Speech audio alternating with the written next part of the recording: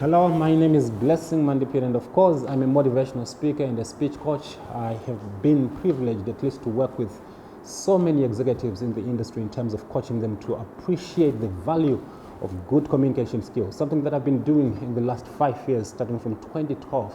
But I love to start with my own personal story.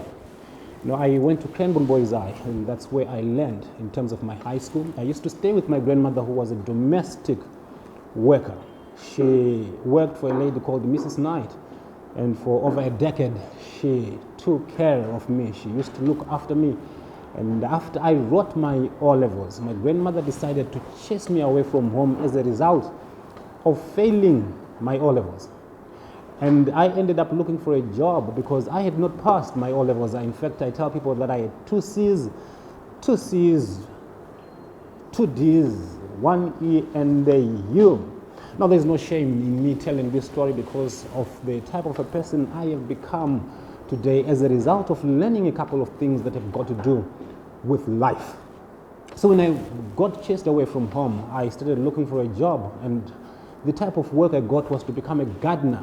So for 5 years, I worked as a gardener. In fact, I remember going to my pastor because at the church that I used to work for, we had young people coming up to me and say, "Hey, garden boy, are you was really garden boy, or neta, what, and all that stuff." And I want to be honest and to be upfront with you that did not augur well with me. In fact, it affected my self-confidence. It affected my self-esteem, and as a result, I started looking down upon myself. Little did I know that life would change, and it would change as a result of some people that I would meet in my life. And I'm so much grateful for a lady called Faraika Tongera, whom I met at Cranbourne Community Church. She was a wonderful lady. She gave me a book that was written by Dr. Miles Monroe. The book was Maximize Your Potential. And it is when I read that book over and over and over again and again that I began to rewrite a new story about myself. I'm someone who did not come up from a home that had all the things that someone would appreciate in life. But as a result of that book, I began to see myself from a different angle. I started having my self-esteem going on another level. I started believing in myself. In fact, I saw a new person altogether as a result of that book. And I tell people wherever I go that the importance of reading and recreating your mind is of paramount importance if you're going to go far in terms of your life. So it was because of that book that I began to see myself differently. After I read that book, I remember going to the pastor and saying, "I'm tired of hearing these young people saying, 'Garden boy, garden boy.' How about if these children started giving me a new title?" So I told the pastor that I think, I need a new title. I don't want to be called a gardener. How about if they called me a sanitation expert?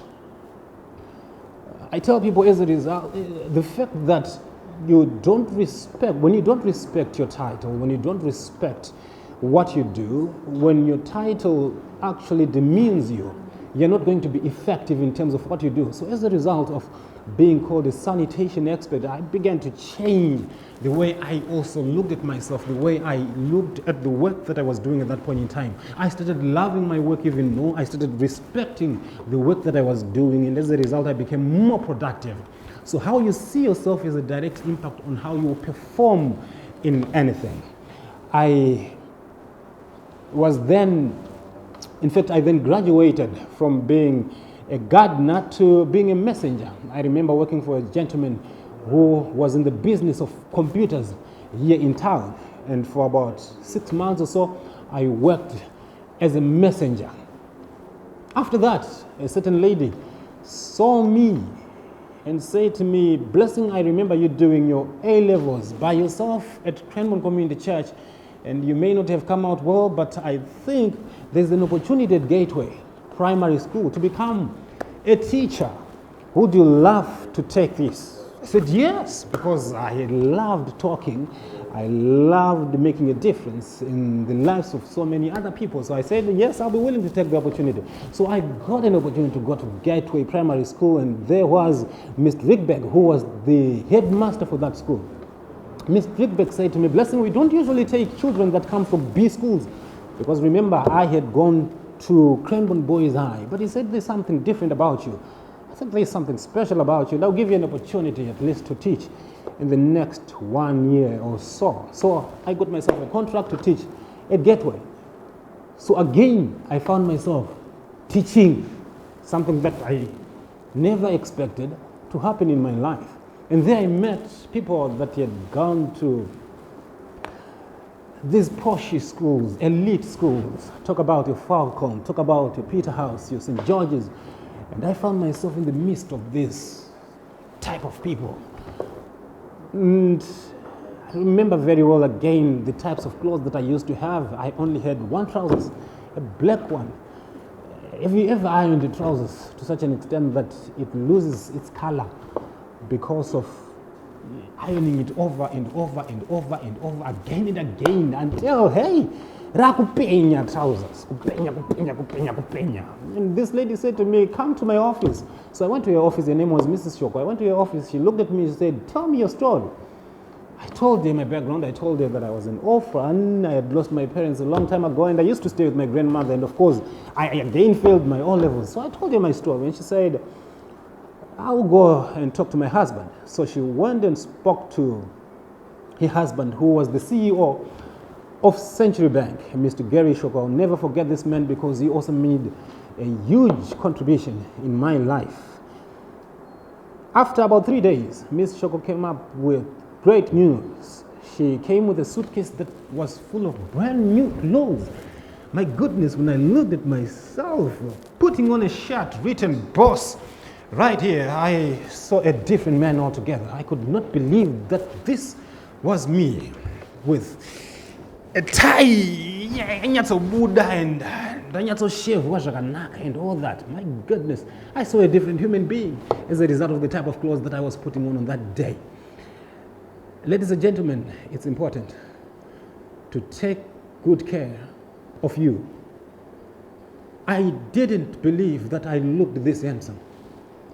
It was only on that day when I put on that brand new suit and that brand new shirt and that wonderful tie that I saw a different being altogether. You see, ukamborua nini namo zhakanyanya dzinongwana kuna kutanga kutozvitasira pasi zvakanyanya. Asi ukaita mukana wekuti unopfekedzwa dzimwe nhumbi dzakachena dzakatsvinta, you will see yourself differently. That day was a special day in my life. And that's why I always tell people, dress like a prospect rather than a suspect. Dress the way you would want to be addressed. It was as a result of those clothes that my self-confidence, my self-esteem went on a higher level. And today, I spend 99% of my time coaching people in terms of public speaking. Those people that say, I'm petrified of standing up and delivering a talk to an audience. I have been privileged to at least coach over 100 CEOs in our country, MPs, government officials, in the art of public speaking. And I believe this is exactly the assignment that I was given by nature, by God. I think one of the most important things that you and I must be able to realize on this planet is that everyone has an assignment. The question you want to ask yourself every day, every now and then, every morning, every afternoon, every evening is, why did you show up on the planet? Why did you show up? What do you want to be remembered for when you're long gone? What story do you want people to tell after you are gone? I want to have people talk about me as a man who left a mark in the speaking industry, someone who helped someone whose confidence was low in terms of putting across a message, in terms of being heard, in terms of telling their story, in terms of delivering a presentation that makes a difference, in terms of delivering a presentation that brings out results. So in 2012, I was delivering a presentation somewhere, and the owner of First Pack, Mr. Langton Chikuko, saw me speaking. He said to me, young man, I think you're gifted, I think you're talented, but here's what I want to do for you.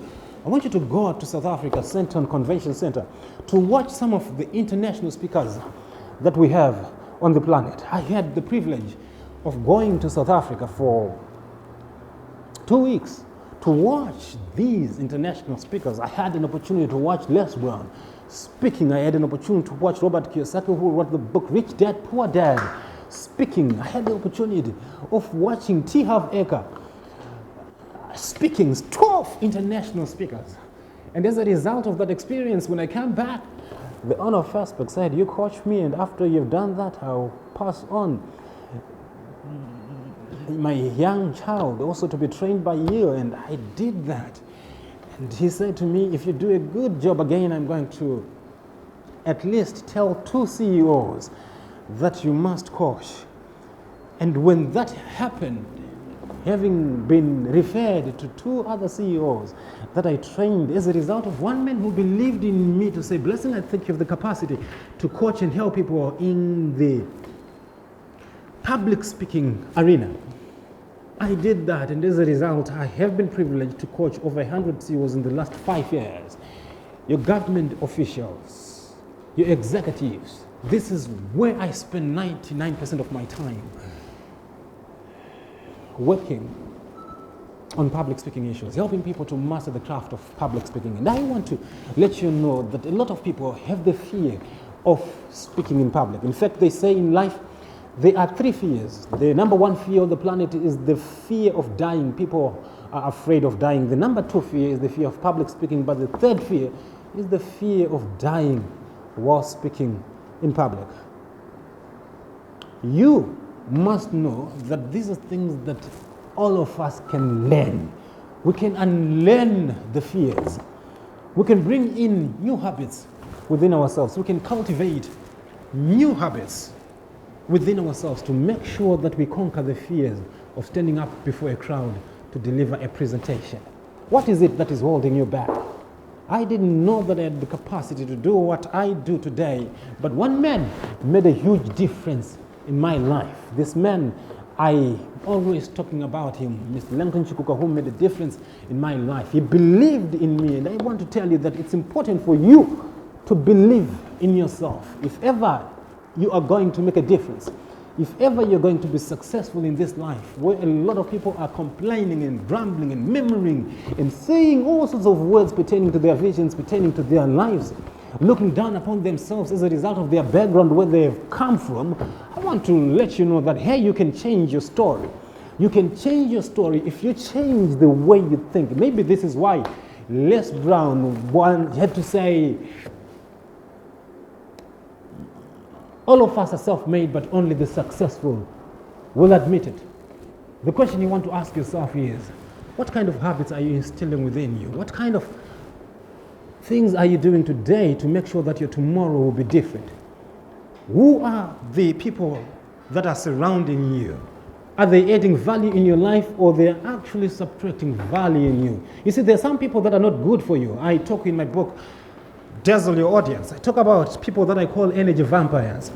Energy vampires are those type of people that kill you. The people that find a million reasons why something cannot be done when you only need one reason why something can actually be done.